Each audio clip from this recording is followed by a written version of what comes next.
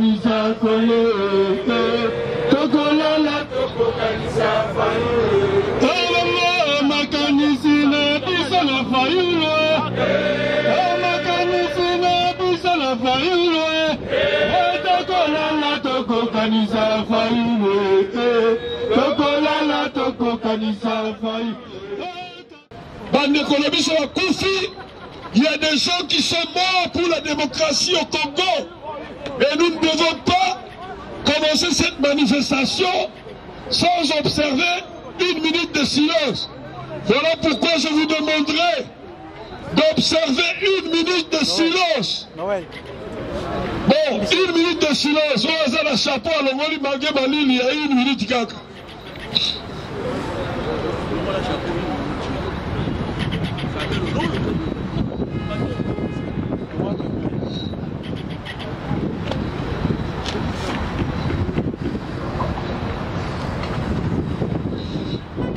Merci Mingi. Ingata Sikoyo Tokoyemba hymne national pour aller mando.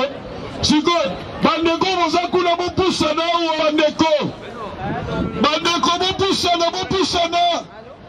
La manifestation est bandit. Prenons le plus bel élan dans la paix au peuple ardent. Dans le labeur, nous bâtirons un pays plus beau qu'avant. Dans le paix citoyen, entonner l'hymne sacré de notre solidarité. Fièrement enduer l'emblème d'or de notre souveraineté. Congo, oh béni, Congo, nos aïeux, Congo, au pays, Congo, bien-aimé, Congo. Nous peuplerons ton sol et nous assurerons ta grandeur.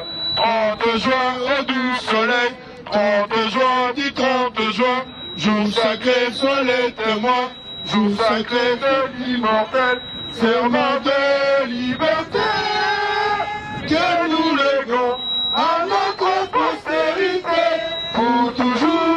Ingeta, la mouka là,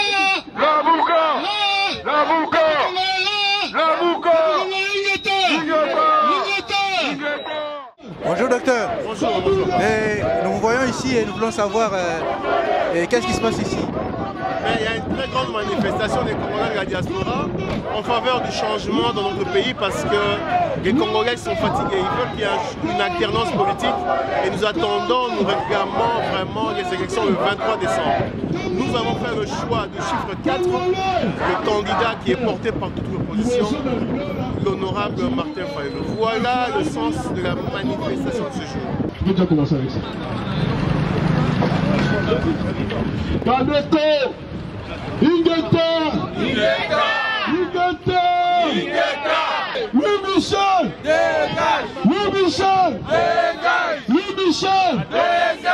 Congo, Kabila,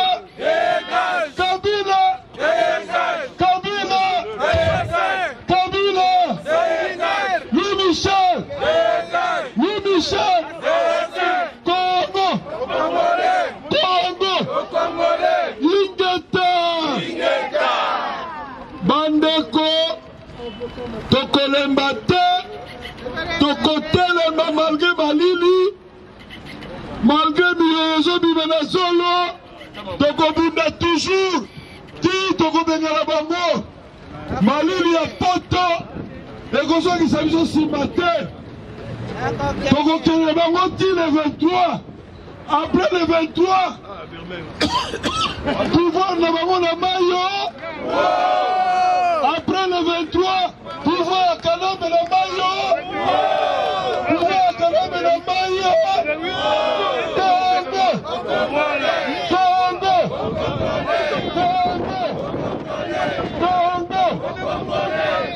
Tangi, le monange awa, et tout le monde est qui est salawa. Soutenir le projet président avec Martin Fayulu.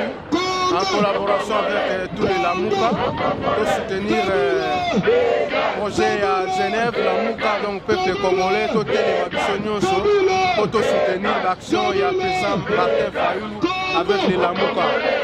Oui, mais tant que nous allons soutenir, bon, le candidat va dire pour soutenir Kakaye. Accord des accords des cérémonies à Genève, oui, Martin Fayulu c'est le président. Martin Fayulu est le président. Il faut tout sur l'amour bien parce que la présidence soit que ça est déjà bon à Bango. Martin Fayulu est le président au Bissonio sur le voter. Le 23 décembre, Kabila Bilekiye Bikoki Bilekiye Bilekiye Kabila Kabila Congo Congo Congolais Lamouka Congolais Congolais Congolais Kabila Congolais Congo au Congolais Congo Congolais Lamouka Congolais Congo Congo Kabila dégage Nikoba na Kabila na gouvernement na ye na bakoliti na ye na bakinyakati na ye nyonso na bayo Kabila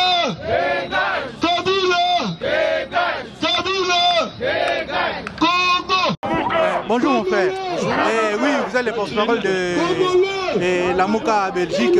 On vous voit ici. Qu'est-ce qui se passe? Nous avons là la communauté congolaise qui vient pour manifester son mécontentement par rapport à la manière dont le processus se conduit.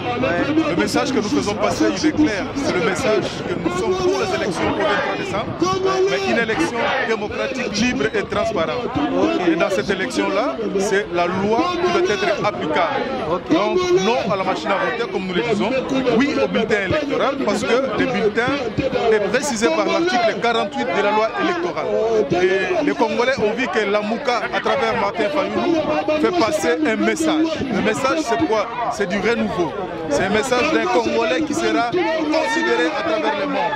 Vous qui êtes dans la diaspora, nous qui y vivons, nous voyons comment les Congolais nous sommes déconsidérés par rapport aux politiques publiques mises en place dans notre pays. Mais le message qui est d'aujourd'hui, c'est de dire au peuple congolais que nous sommes de cœur avec ceux qui sont au pays. Le combat est le nôtre. Nous militons ce combat pour un changement radical à tous les niveaux.